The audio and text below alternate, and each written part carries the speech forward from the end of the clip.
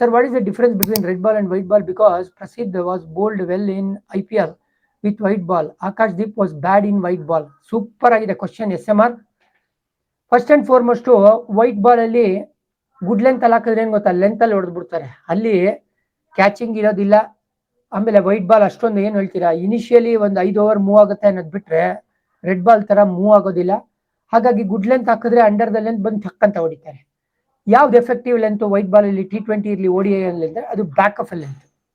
ನೀನ್ back foot ಅಲ್ಲಿ ಹೋಗಿ ಪುಲ್ ಹೊಡೆಯೋಕ್ಕೂ ಕಷ್ಟ ಆಗಬೇಕು, ಫ್ರಂಟ್ ಫುಟ್ ಅಲ್ಲಿ ಬಂದು ಡ್ರೈವ್ ಮಾಡಕ್ಕೆ ಕಷ್ಟ ಆಗಬೇಕು. ಆನ್ ದ ಅಪ್ ಹಿಂಗ್ ಹೊಡೆದ್ಬಿಡ್ತೀನಿ ಅಂತ ಹೇಳಿದ್ರೆ ಅದು ನಿನ್ ಬ್ಯಾಟ್ ನ ಮೇಲ್ ಭಾಗ ಬಿದ್ದು ಕ್ಯಾಚ್ ಆಗೋ ಸಾಧ್ಯತೆ ಇರುತ್ತೆ. ಅದಕ್ಕೋಸ್ಕರ ಅಲ್ಲಿ ಬ್ಯಾಕ್ ಆಫ್ ಲೆಂತ್. ಟೆಸ್ಟ್ ಅಂತ ಬಂದಾಗ ರೆಡ್ ಬಾಲ್ ಜಾಸ್ತಿ ಹೊತ್ತು ಮೂವ್ ಆಗುತ್ತೆ ನೀವು ಶೈನ್ ನ ಮೇಂಟೈನ್ ಮಾಡಿದ್ರೆ. ಅವಾಗ ಏನಾಗುತ್ತೆ, ಗುಡ್ ಲೆಂತ್ ಅಲ್ಲಿ ಹಾಕಿದ್ರೆ ಬಾಲ್ ಮೂವ್ ಆದಾಗ ನೀನ್ ಆನ್ ದ ಅಪ್ ಹೊಡಿತೀನಿ ಅಂತ ಹೋದ್ರು ಬಾಲ್ ಮೂವ್ ಆಗುತ್ತೆ, ಎಡ್ಜ್ ಹೊಡಿಯುತ್ತೆ. ಅವಾಗ ಮೂರ್ ಜನ ಸ್ಲಿಪ್ ಅಲ್ಲಿ ಕಾಯ್ತಾ ಇರ್ತಾರೆ ಗೊತ್ತಾ, ಲಪಕ್ ಲಪಕ್ ಅಂತ ಕ್ಯಾಚ್ ಹಾಕೊಳ್ಳೋದಕ್ಕೆ. ಅದಕ್ಕೋಸ್ಕರ ಇದು ಮೇನ್ ಡಿಫರೆನ್ಸ್ ಪ್ರಸಿದ್ಧ ಕೃಷ್ಣ ಮತ್ತೆ ಆಕಾಶ್ದೀಪ್. ಆಕಾಶ್ದೀಪ್ ಯಾಕೆ 10+ ಅಥವಾ 11 ರನ್ಸ್ ಪರ್ ಓವರ್ ಹೊಡ್ಸ್ಕೊಂಡಿದ್ದು IPL ಅಲ್ಲಿ ಅಂದ್ರೆ ಅವ್ರಿಗೆ ಆ ಬ್ಯಾಕ್ ಆಫ್ ಲೆಂತ್ ಡೆಲಿವರಿಯಿಂದ ಬೌನ್ಸ್ ನ ಜನರೇಟ್ ಮಾಡೋ ಒಂದು ಕೆಪಾಸಿಟಿ ಇಲ್ಲ. ಅದಕ್ಕೆ ಅವ್ರಿಗೆ ವೈಟ್ ಬಾಲ್ ಅಲ್ಲಿ ಸಕ್ಸಸ್ ಸಿಕ್ಕಿಲ್ಲ.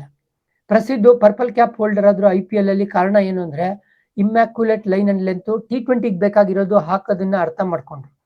ಅದಕ್ಕೋಸ್ಕರ ಅವ್ರಿಗೆ ಅಲ್ಲಿ ಪರ್ಪಲ್ ಕ್ಯಾಪ್ ಬಂತು. ಬಟ್ ಅದೇ ಇಂಗ್ಲಿಷ್ ಕಂಡೀಷನ್ಸ್ ರೆಡ್ ಬಾಲ್, ಅದರಲ್ಲೂ ನ್ಯೂ ಬಾಲ್ ಅಥವಾ ಸೆಮಿ ನ್ಯೂ ಬಾಲ್ ಇದ್ದಾಗ ಇವ್ರು ಇನ್ನೊಂದು ಚೂರು ಮುಂದೆ ಹಾಕ್ಬೇಕು, ಎಡ್ಜ್ ಹೊಡಿಯೋದಕ್ಕೆ. ಬಾಲ್ ಮೂವ್ ಆಗ್ಬೇಕು ಅಂತ ಹೇಳಿದ್ರೆ ಗಾಳಿಲಿ ಟ್ರಾವೆಲ್ ಆಗಕ್ಕೆ ಟೈಮ್ ಕೊಡ್ಬೇಕು.